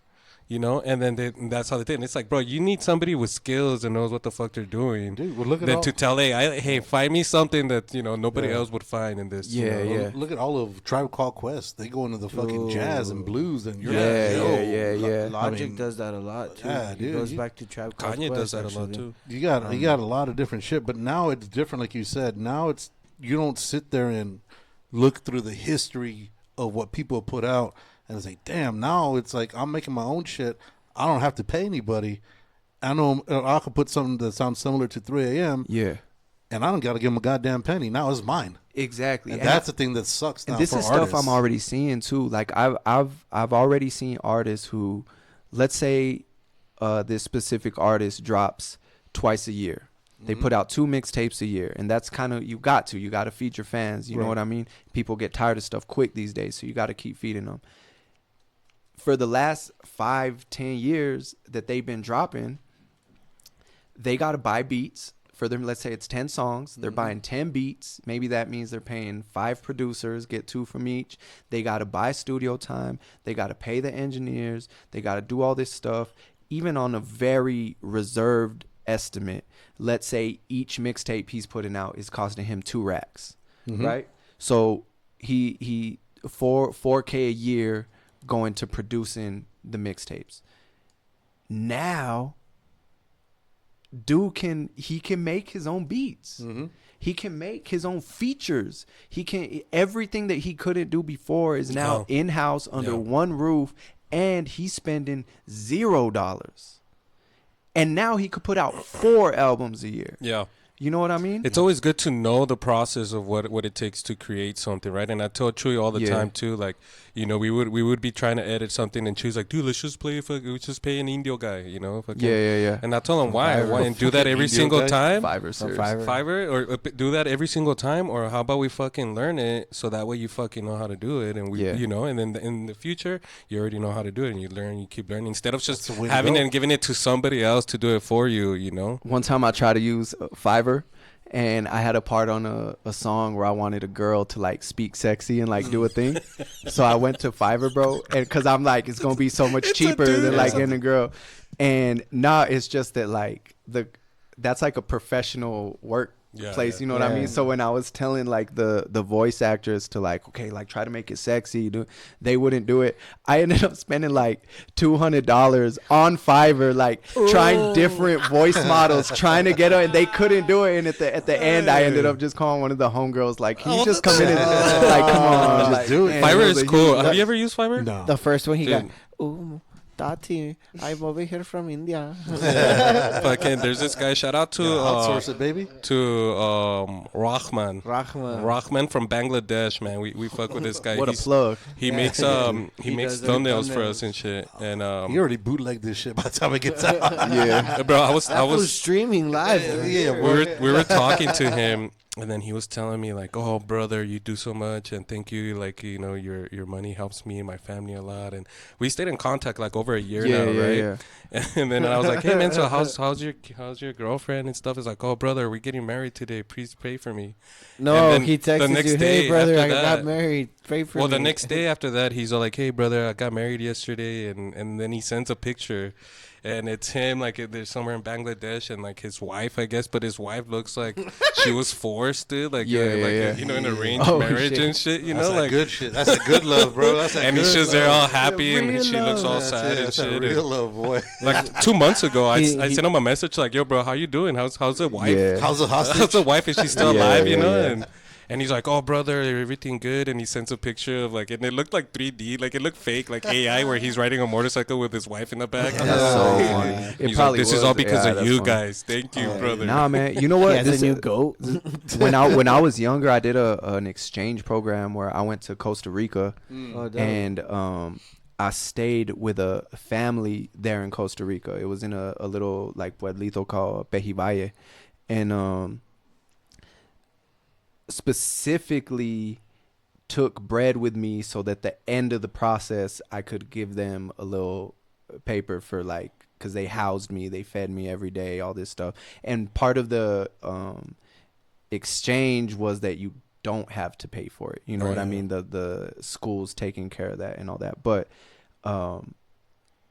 when I was leaving, I think it was like $200. Like it was the last day I was gonna be there. I made my bed and I put 200 under the pillow, and then I thank those fools. And I'm bringing this up because you're talking about how the dude on Fiverr is saying how much you help him. You're giving him $5 at a time. You know what I mean? Mm-hmm. Yeah. So later in life, it was a couple years down the road, I was actually able to go back to Costa Rica, and I tapped in with this family, and they were so excited to see me. Even I was excited, but they were so excited to see me. And we ate dinner, and after dinner, they said that they wanted to show me something. My pops was with me, so they're like, we want to take you guys somewhere. And they walked us like into the village, and with the $200 that had been left as a gratitude, they opened a restaurant, bro. Yeah. That's crazy. And they're like, it was their family ran a restaurant now, and that's how they made bread. And it was just like, bro, a lot of times we be forgetting how good we have it over here. Yeah, dude. And I've always thought like, okay, he does a good price. He does like a bundle for me and shit, right? And then I was thinking like, well, how much is fucking like $1 in Bangladesh, you know? So I'm doing my research, bro. And like the amount of money that I send him is worth like almost $500 for people out there, you know? And so he was very happy, bro. I remember this one time, I had sent him money, and then I didn't get any work back. And usually he's very quick about responding and shit. And then nothing, bro. A day goes by, 2 days go by, nothing and shit. And then I'm like, I told Chewy, I was like, this motherfucker fucking ripped us off, bro. I didn't give him a tip, and then, you know, he left, and I was like, nah, dude, he's not like that. I looked in the news, the fucking government had turned off their internet and shit because there's like a strike going on, and there's like people getting killed in the streets. And like a week later, he sends me a message, hey, brother, I'm sorry. The monkey man, bro. Internet is back, and government is good now. I'm ready to work. Government is good, bro. And I'm over here complaining that there's a long line at Circle K. I'm saying, bro, we have a habit of complaining about stuff. We tend to forget how good it is. You know what I mean? We like to talk shit. We like to be mad at stuff, at our situations and stuff. We be forgetting how really good we have it on some regular stuff. That I can just go to McDonald's, buy food real quick. Like, some people still have to go hunt for their food. Yes. Didn't you Google and they had just gotten bombed or something? And that's why they didn't have no internet? Yeah. No, well, it's because there was a strike. There was a strike, like a student strike. And shut down the net. And they fucking turned. Imagine the government shutting down. We thought it was an airstrike. That's how you wrote. That's how you own these motherfuckers. Hey, you gotta quit watching the AI news. I had told Chewy this before. I was like, dude, you know, there's other people that still go out and fucking hunt for their food and shit. And he's like, what do you think I do? Hunting for my tortas all night and shit. Hell yeah, boy. I'm on the back. Hell yeah, boy. You got a scope on that motherfucker. I see him. Yeah, I see him. I'm gonna go to the lower valley. You got a laser pointer. You ain't 280. You ain't a lady. You feel me? Is she ain't as heavy as a Chevy? Damn. I ain't got nothing for you, dude. I like the energy. I like the energy. Yeah, I ain't fucking no fat girls. Fat girls need loving too, Craig. Hey, yeah, dude. They cuddle. They're bigger. If they're bigger than me, we got problems. Wait, chúpame. Si este güey existe, nunca habrá una gorda triste. Nunca, güey. No, that's a lot of chafing. It's beautiful. It's beautiful, man. Hey, Chewy, have you ever mistakenly like put it in like her belly button and shit or something like that? Yeah, he has. The armpit. Yeah, he has. It counts, dog. Side lonja, fool. Yeah. That shit counts, dog. It's like when you're Chewy laying writes sideways. them. When you're laying sideways and he can't get it all Yeah, the way in yeah, there, he yeah. just throws it in one of the folds. Hey, wherever it fits, dude. dog. If it's Shout out my beautiful Grimmin BBW. If it fits, it hits. Tap in. as long as it's wet, you good, dog. Hey, As long as there's as long sweat, as he gets to eat as long after. as there's sweat, there's Oh, good. bro. If you're with a torta, you're eating for sure. That bitch gonna cook for you right after. Bro. You just gotta Also make sure true. It's also You, true. you gotta hit it right, bro. It's also true. And then there's sweets and snacks everywhere. Oh, bro. Si she ain't a torta, no me pinche importa. Man, Give me them Butterworth You from her feel pocket. me? Dirty For real, motherfucker. fool. So look at him. He's She feeling got it, snacks on her. I'm like, Yeah. yeah, bro. And Oh, if that's they ha- fire. That and shit if got they him have a hungry and kid- horny. Might And be. if they have a kid, all those fridges gonna be having. Oh, dude, Sunny you on D, that Nah, Capri- okay, you on you that right on Capri that. You Sun, right on ain't you? that, bro. A You on Capri that Sun Capri after. Sun, ain't on. It's on, huh? Oh my god. like You gonna get Donkey You Kong. gonna get one of them sandwiches with the You're chips. Little in it? pack of Cheez-Its. That's what I did when you interviewed us, bro. You asked him like what does a torta need to be, and Chewy said like above like 200 pounds, and they have to have at least 3 kids. You know? Uh-huh. And now I understand why. You They need to fucking have crazy kids ass, with, you bro. know. You gotta have that Capri Sun, dog. No, pinchy snacks loaded, bro. And then I hate you. It's actually they true. have to have a clean car too. A clean car. Yeah, you have to. Can't be a dirty baby mama and have fucking Cheerios on the floor and shit. What? Though. Oh, dude, I got too You're many not gonna standards. find anything. Yeah, like you that, can. man. Yeah, Yeah, too you many will. standards, Trust. You dog. will. Just leave them at home. Tell her. Dog. That baby daddy money comes in clutch. Wait. It's hard to find a girl without a dirty car. Girls be having dirty cars. Dirty bro. cars, I huh? don't know what's up with that, but girls be letting their cars get. Do Out of girls control. even get oil So I'm not changes? the only one, right? No. I've seen some Yeah. wild messes in That's cars. a thing for you too. Seeing a female with a dirty car. Yeah, yeah. Me yeah. too, bro. I don't like I've that. asked about it before. I've been like, how come y'all don't clean your cars? Well, Because no, she ain't it's a got real- no it's a man real to clean it for her. I No, guess it's so. not that. It's like I'm not the the one. fuck your heels doing back there from last weekend. Like, Yeah. se lo quitaron, okay? they were clapping her up, dog. Exactly, dog. Fucking Chewy. Hey, so Damn, a little bullies afterwards. Little She got the kids, you know what I'm saying? Right, bro. Bullies. can't go wrong with Dude, They or have like, to, or like those girls that have money and shit with the Lunchables inside. That's what I was about to say. I'm That's taking that Lunchables. pizza That's one, an dog. EBT And- one. Little and- Danimals, yeah. little And Danimals yogurt. None of that. Dude, the Dino Dunny got me. The Dino Nuggies, bro. Oh, that's your shit? Whatever Did he they say got, the Dino fool. Nutties? Yeah, a little bit. A little bit. No, No, but we don't you're judge. right. You're right. No When, judgment. when she got money and she on that Great Value shit and they got the real Lunchables, oh, it's a wrap, dude. I'm spending the night. It's a- That's all it walk- takes. He's a simple I'm man. leaving after You know breakfast. what I mean? He's a Yeah, simple yeah. Yeah, man. he walk out with a Target bag Don't for need sure. much. dog. Walk out with a KP Target likes some bag. gorditos. A mí me gustan las tortitas. They got the That's snacks. why, that's they why. got the snacks. That's where it's at, huh? Snacking ass bitch, dog. I'm a snacking ass brother, bro. There you go. Hey, so for artists, dude, what's the best way to make sure they get money in their pockets? How can we support you guys the best? Man, what a question. Just put up your cash app. I mean, streaming is always good. Right. If an artist you support drops merch, buy that shit. But to be honest, bro, when you sign up to be an artist, you're not signing up to that shit ain't to easy. you're not just gonna be rich overnight. Right. You're not just gonna do nothing. You have to grind just like anything else. You're gonna do shows in places you never been. You're gonna have to sell tickets to people that never heard of you. You're gonna have to do venues where there's a bunch of people, venues where there's not so many people. It's really a grind, and it's really sales. You know what I mean? Just as much as anything else. So if you do support an artist, if there is an artist that you support, those little things really matter. You streaming their music really matters. You watching their videos really matters, because a lot of times, to be honest, dog, the payment isn't even monetary. The payment is just knowing that your product is hitting the people, Right. that it's getting to them. I've had many a times where I put out a song and I'm not expecting any monetary return, but then I find out that this song's only hit 500 people, And it's like, oh, what the like, why ain't nobody listening to this? And that's what feels like a failure. It's not that I didn't make no bread off it. It's not that the money ain't coming in the way I thought. It's that I put it out and it's like, damn, like nobody really listened to that. Like, what does that mean? Does that mean I don't got it? Does that mean the song was bad? Does that mean the people just didn't see it? The algorithm was off? Like, what exactly does that mean? So when you ask that question, like, what can you do for an artist? It's like, really, the most you can do is support them and let them see that support. Let them know you listen to that project. I mean, not even that. Like, it's easy. I'll get a like end of the quarter streaming check, and it's like $150. That's cool, whatever.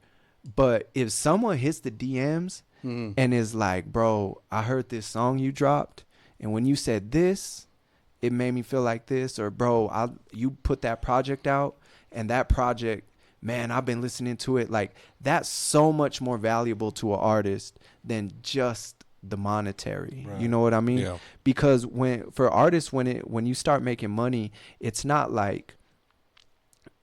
this magic thing that happens. It's usually because you chose to engage the industry. You chose to sign to a label. So now they're putting you on a circuit where tickets are being sold. It's because you chose to do a brand deal with a product and they wrote you a check. That's where the money starts coming in. But when it comes to like person to person support, those moments of just knowing that people fuck with your product, it does so much more than actual money. Yeah. I've even had moments where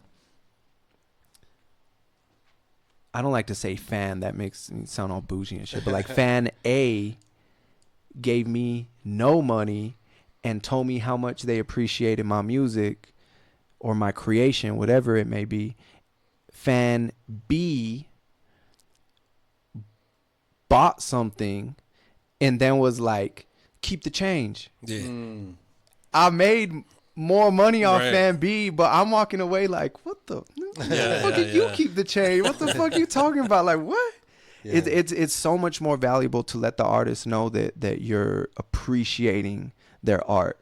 And I know that when you're broke, that might not mean shit to you, but it's really a motivator as an artist to find out that people are absorbing what you created, it's like confirmation, and living with it. Because you know you're doing something right. You know what I mean? You know you're doing it the right way, that people are resonating with it. You're hitting the right wavelengths, you're hitting the right vibe for the people you're trying to hit. You know what I mean? So let me ask you this: with the music industry, you've been in it for about how long now? Seriously, I'd say like 5 years, but I've been doing music at this point for 10 years plus. Okay, so within the music industry, from the backgrounds that you've seen, I'm sure there's been some wild and crazy shit that everybody's saying. Yeah. How real is this Illuminati shit in the fucking music industry, man?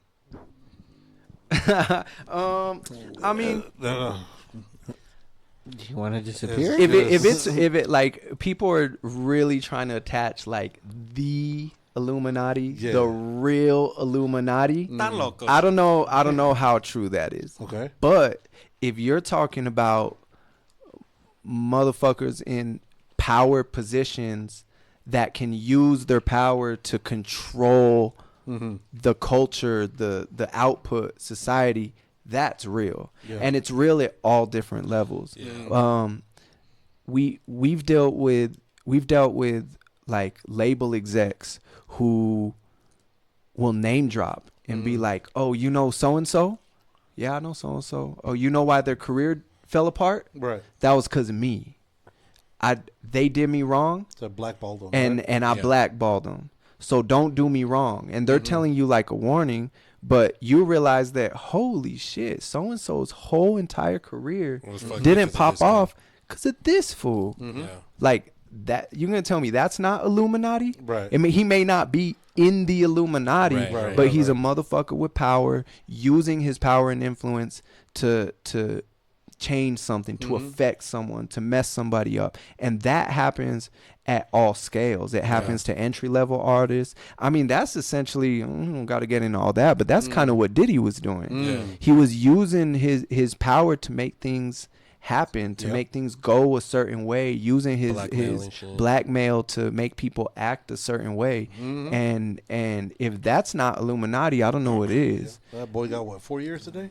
Which is nothing, bro. Which is nothing, bro. Yeah, money talks, bro. 50 months. Yeah, but I mean, if he gets in Gen Pop, bro, somebody gonna catch him, bro. What about I wonder. What about that whole thing with like I mean, I've seen so many artists, big artists, always say like selling their soul to the devil to get like some type of skill and shit like that. I mean, that too. You hear the term selling your soul to the devil and people are like, oh, that's ridiculous. Like, what, the devil was standing in front of you and you gave him a like, it seems ridiculous. But again, you end up around these label execs and it's like, all right, you know what, Misa, I do want to sign you, bro, but I'm going to take this bandana off. I don't want you to wear sunglasses anymore. I want you to start using this cream that makes your skin look a little lighter, and I need you to dress different. I'm down. And if you decide to do that, Yeah. I can take you to the top. You can be one of them artists that you see. I'll put you everywhere. I'll put you on MTV. I'll put you on Spotify, Rap Caviar. I'll put you everywhere you need to be. But you need to do exactly what I'm telling you to do. Is that not selling your soul? Yeah. You know what I mean? You got you serve a master now. You exactly. You serve a That's master. what it is. You have someone that you're serving now, and you're not doing what you want to do. And you might have some artistic integrity that you came to the table with. Like, okay, well, yeah, I'll change my appearance, but I'm gonna make fucking bachata music only. And it only take one day for that motherfucker in charge of you to be like, you know what? Country. You're doing country now. I don't care. Yeah. You're gonna dress like a cowboy. You're gonna do country. You're gonna sing these songs that I pick. You don't have nothing to do with it. You will make it to the top, but is that not selling your soul? Right. You know what I mean? You're not even you no more. You're not making your decisions. You're not making nothing. And it's like, yes, you didn't necessarily see the earth open up and the devil come out from lava and all this shit, but really, you kind of sold your soul. You're not you I anymore. don't want to be an artist anymore, dude. What's up, man? I'll sign you. No, I mean, I think the most famous story with that was country action. Robert Johnson. Have you guys heard of Robert Johnson? I don't think They call him like the god of blues. This guy's like in the late 1920s. He would always go around to these like little bars and try and play his guitar, but they would always kick him out because he sucked ass. And this was in Louisiana. He walked out and there was the crossing roads, and that's where he met the devil. He sold his soul, and the devil gave him a six-string guitar. And the guy went back, and he was only gone for about 3 to 6 weeks. And then he came back, and he was playing better than anybody had ever heard before. Man, devil went down to Georgia. He was looking for a soul to steal. He was in the bind, way behind. He was looking to make a deal. But I mean, that's crazy. It is crazy. But I mean, in a lot of ways, the way you say it, I think the industry is there's people out there that choose who would be or who gets to the top, but you do have those other artists where, I mean, they do it all on their own, but that's a lot harder, right? I mean, also you got to consider that, like, there is people who don't give a fuck. You're trying to hang on to your artistic integrity. You're trying to look this label CEO that you know has power and you know he can change your life, and you're trying to be like, you know what, bro, I don't want to dress I'm not speaking on my own, but I was like, I don't want to dress sexier as an artist. Like, I don't want to objectify myself. And they're just like, all right, well, that bitch will. Yeah. Come on. Like, let's go. Done. You know what I mean? And it's like, well, then where's your power? What did you actually get for being righteous and holding on to your own morals and stuff like that? Really what you got is now you out of a job and someone else singing your song. Yeah. You know what I mean? Yeah. It gets real nasty. Showbiz is real nasty, man. I had always heard that, but I guess I didn't believe it till it was in my face. And you see how some of these people act. Grown men act. Grown men who are established and have a name that when you first meet them, you're like, oh man, it's so great to finally meet you, sir. And then you realize that they're manipulative, they're exploitive, like they don't give a fuck about you. They're just trying to make a buck. Yeah. You know what I mean? And if you go in there and you ain't a shark, they're gonna gobble you up. Pause. You know what I mean? Like it's really it gets real nasty over there, man. And like I said, it could be one thing to another. Like I want you to take your sunglasses off from now on. You say, nah, I don't want to. I'm like, all right, well, you're never gonna work here again. And that's it. It was that quick. It's simple. And you literally will never work out here again. He's going to tell all his boys, and they're all plugged in. And they'll even take it a step further. They'll be like, take your glasses off. And you do it. But I'm like, he kind of had an attitude. I didn't like how he do that. So now I come back and I'm like, hey, bro, I booked you a session across town with these fools. I never really know them, but they got some cool music, so go hit that session. You go hit the session.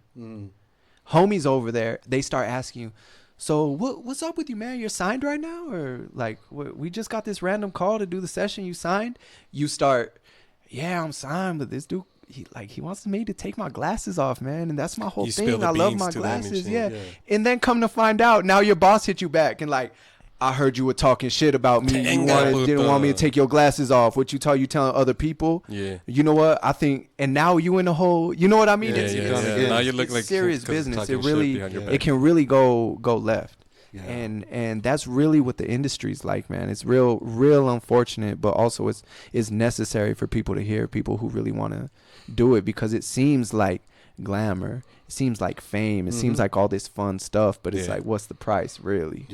Yeah. So what advice would you have for somebody who's trying to come up and trying to put their artiste out there and try to start getting heard? Like, what advice would you give somebody? I mean, sell your soul, dude. I got mountains of advice, but really, it's you got to know what you want. Are you doing this just for bread? Just for paper? Are you doing this for your soul? Are you doing this because you believe in your art? Like, what really do you want? And that's how you're gonna find out the direction you need to take. If you're at the top, if you're making commercial moves, if you're a pop star and stuff like that, you have very little control over what you're doing and what you're making and what you sound like. If you want control of those things, the reality is that you're probably going to be on a lower tier, because that's the name of the game. Is they tell you what to do and you do it. So if you're not an artist who's willing to do that, to just kind of give someone else the reins and let them shape you and tell you what to do and how to be and how to act and how to talk and how to sound, that top tier of artistry might not be for you.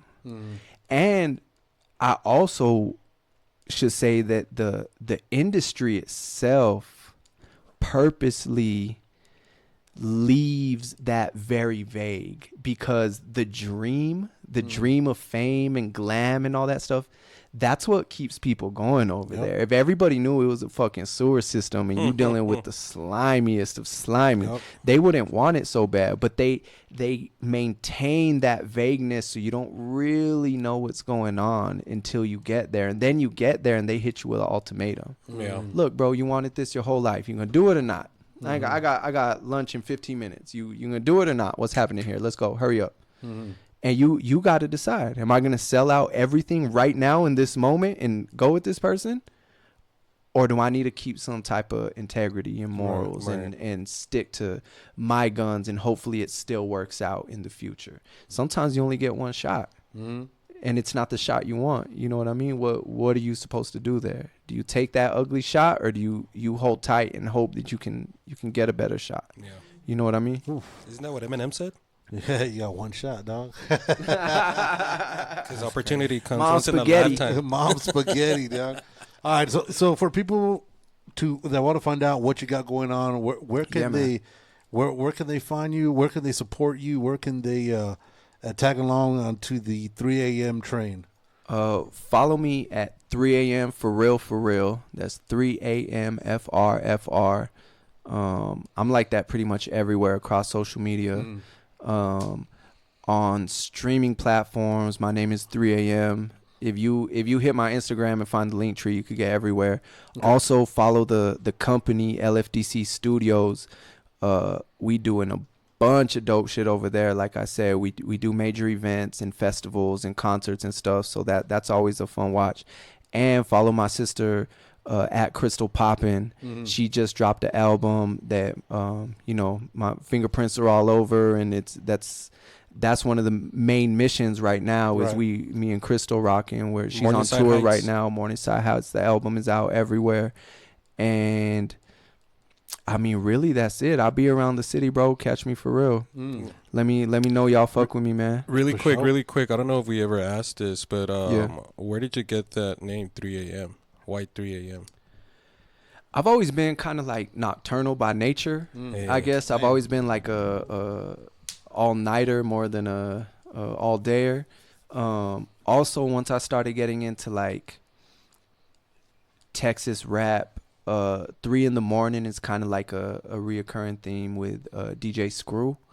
And since I rock so close with that music and stuff, I always kind of like that. He says 3 a.m, so my little twist was saying 3 a.m. You know what I mean? But sometimes I'll be saying if I'm rapping on a song, sometimes if I don't say 3 a.m, I'll come in with like, yo, 3 a.m. Like, yeah. I miss that, dude. Like when they used to yell out their fucking shit.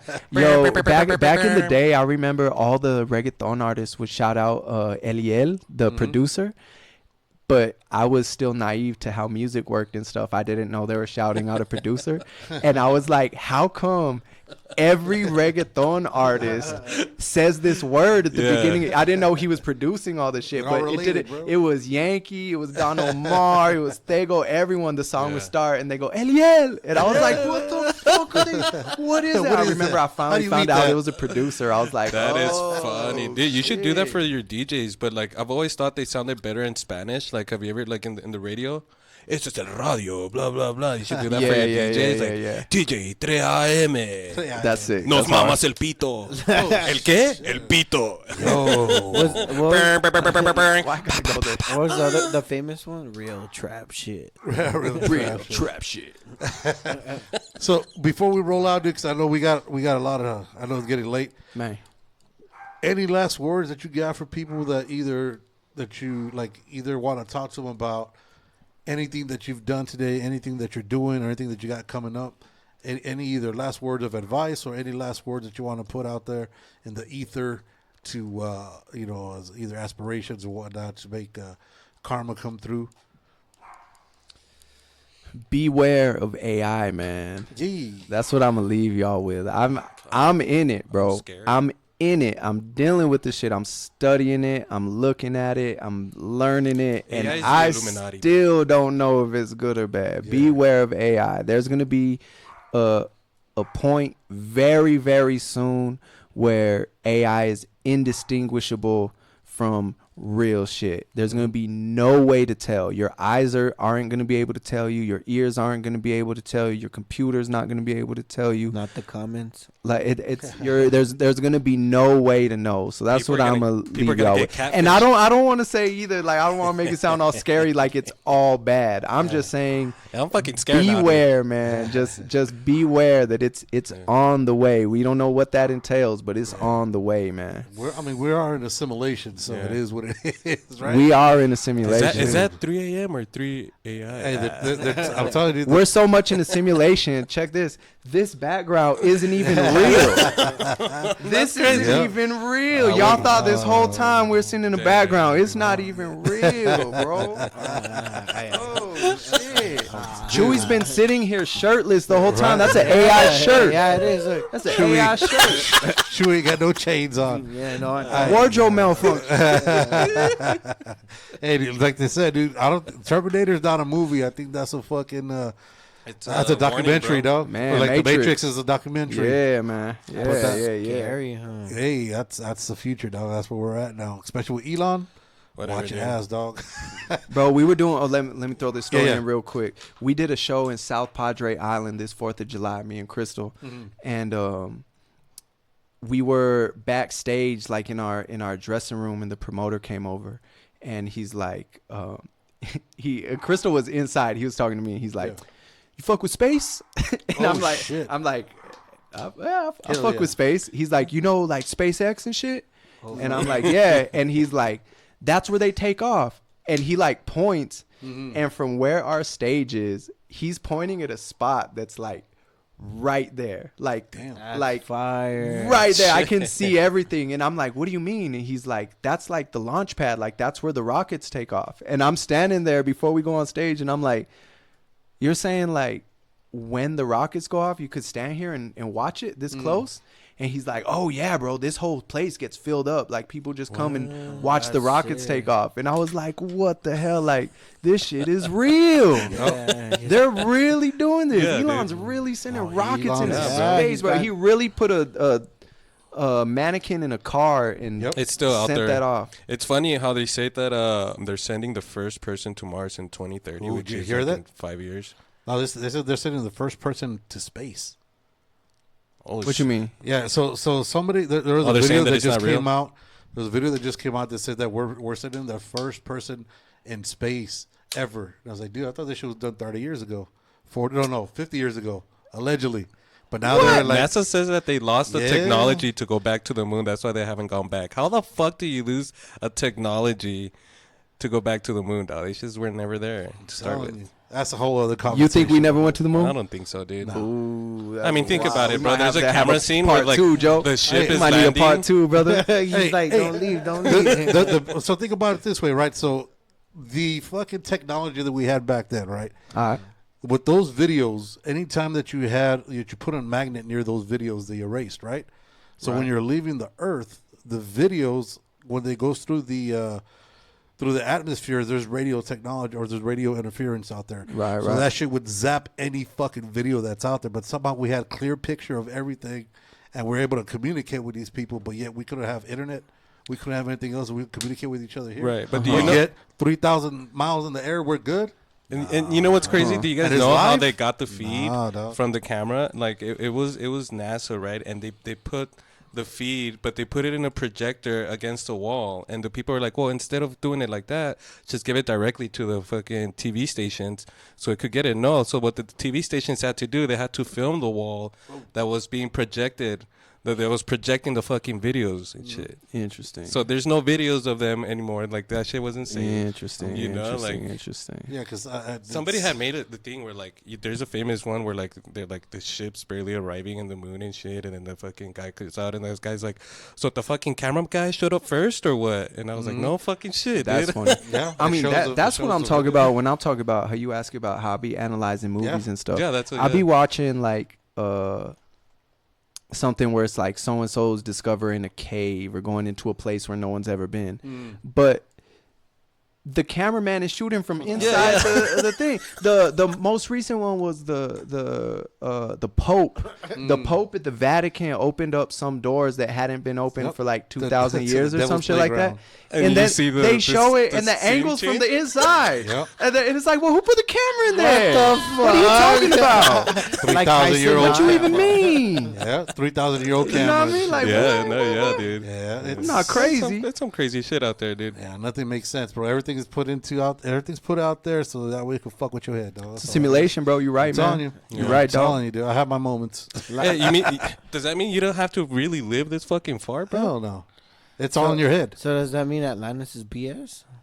Atlantis? Yeah. That was real. Dude, tortas are not real, true. Atlantis is a strip club on the east side of Atlanta, bro, and it's fire too. Yeah, you already know. Oh, it's fire too. Yeah? Yeah, they might have the tortas you need, man. Hey. That we all need. It's Y'all just- need a torta in your life. It'll change you, trust me. Hey, dude, if you want to see one last thing that's fucked up, just like all the alien technology and shit, it's all in that and in Antarctica. That's why there's a fucking military treaty Oh, that yeah. nobody all could the go down there. nations, yeah. Nobody could go down there, or else they throw your ass in jail. Isn't Think there, about that shit. Didn't they just find a block of like... Dude, they found pyramids in there, and then they link up. They link up with the other pyramids that All over in the Egypt, world. like in It's not even really snow down there. Nah, Not even It's that crazy, cold. though. It's like It's a whole- 75 on a spring day. I heard they caught the chupacabras the other day too. That motherfucker was His name was Chuy. El It Chupa. was chewy this whole time. It's been chewy. He was in the 6th floor. searching for a torta at night and shit. At 3 in the Gotta morning. eat. Everybody's gotta eat, boy. Nosferatu over here and shit. Damn, hey, if you want to do a part 2 for sure, this chair is always open. Though. Already, man. Appreciate we that. always got some shit. I mean, Hell yeah, there's bro. always something to talk about, whether it's some off the wall shit that's going on in your life or just the crazy shit that's going on the internet or whatever it is. Already, dude. brother. You got it, man. So, guys, make sure to follow 3 a.m. for real on Instagram, on Facebook. Download his shit all over Spotify. Yeah, do it. Make sure you follow through and on his Instagram is going to come up with any videos that is coming out. Support local artists. Show people the true love that we have as El Paso supports El Paso. Give everybody the love they deserve, guys. Till next time, on behalf of 3 a.m., The Takeover, and myself, don't be an asshole. Don't be a dick. Don't end up on Fifth Hey, Avenue. You used to be a piece of shit. Now